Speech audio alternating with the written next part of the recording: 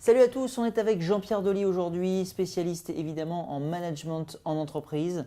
Jean-Pierre, bonjour. Bonjour Damien. Alors aujourd'hui, tu as voulu nous parler d'un sujet un peu particulier mais qui est tellement d'actualité. Il y a des millions de chômeurs en France, il y a des millions de gens qui ont besoin aussi de se présenter et de trouver un travail. Et en fait, tu vas nous donner un petit peu les guidelines de ce qui est bien, peut-être un peu moins bien, enfin de ce qu'il faut faire pour essayer d'optimiser ses chances de trouver un emploi. Ok, alors il y a un certain nombre de méthodes et surtout d'outils à ne pas négliger. Alors qui sont en perpétuelle évolution, étant donné notamment les progrès des nouvelles technologies. Mais il y a un certain nombre d'outils basiques. D'abord, je pense qu'il est indispensable d'avoir toujours avec soi une carte de visite. Je vois beaucoup d'adultes qui n'en ont pas. Avec simplement voilà, le nom, le prénom, éventuellement la fonction, mais un chômeur peut-être pas, et puis les coordonnées, tout simple.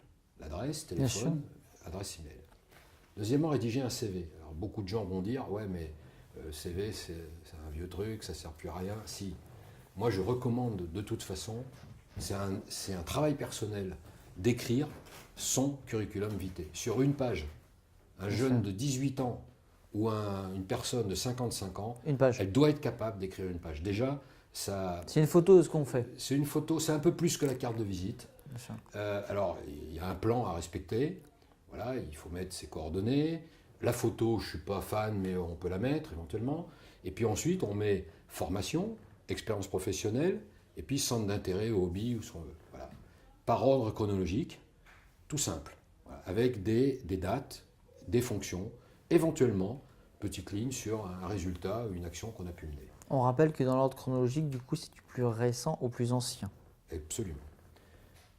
Donc ça montre aussi l'esprit de synthèse d'une personne un peu plus âgée. Tout à fait. Un jeune, il peut mettre des stages, il peut mettre sûr, des voyages, des expériences Des travaux d'été, même humanitaires, travaux d'été, etc. Travaux d'été, plutôt, c'est mieux, ouais. Troisième aspect, le courrier.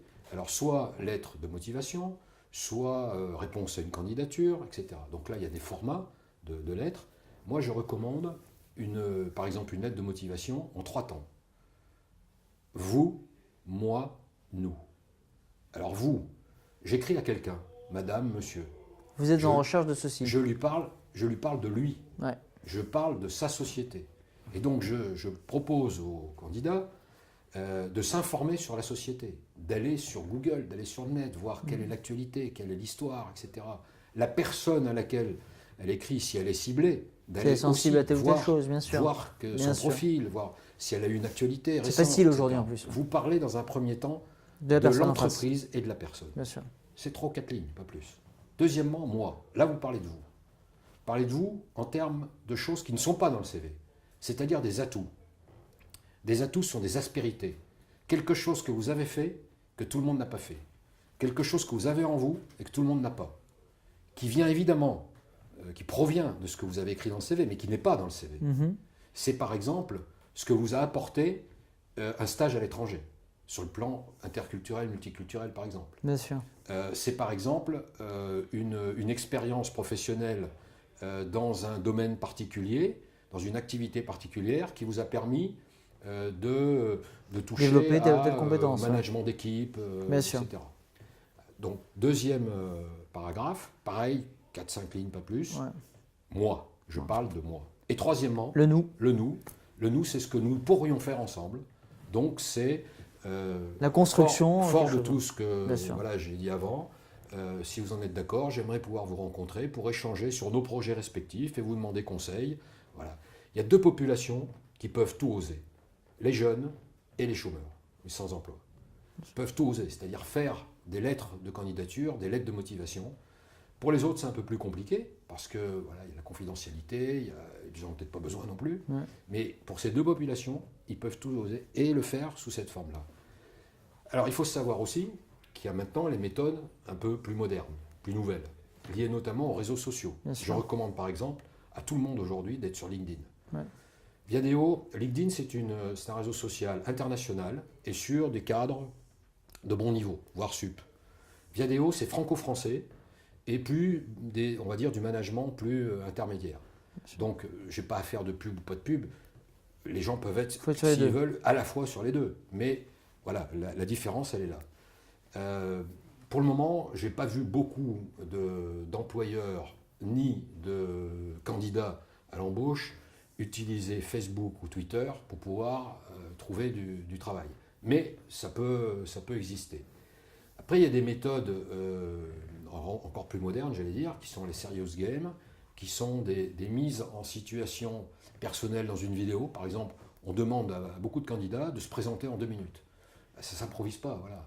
Et à la limite qu'on ait 18, 20 ans, ou 40 ou 50 ans, c'est pareil, c'est vous présenter en 2 minutes. Donc c'est faire un pitch, comme on dit maintenant, entraîné par voilà, des sociétés comme la vôtre, qui permettent aux gens d'avoir cet esprit de synthèse, de se présenter en 2 minutes. De la même manière que si tu rencontrais quelqu'un à un cocktail ou quoi que ce soit, et que tu parlais avec lui en 2 minutes de ce Voilà. que tu fais, c'est normal. Voilà. Donc, alors, voilà, il y a un certain nombre de méthodes. Pour moi, elles ne vont pas remplacer complètement ce que j'ai dit avant. La carte de visite, le CV ou l'aide de motivation.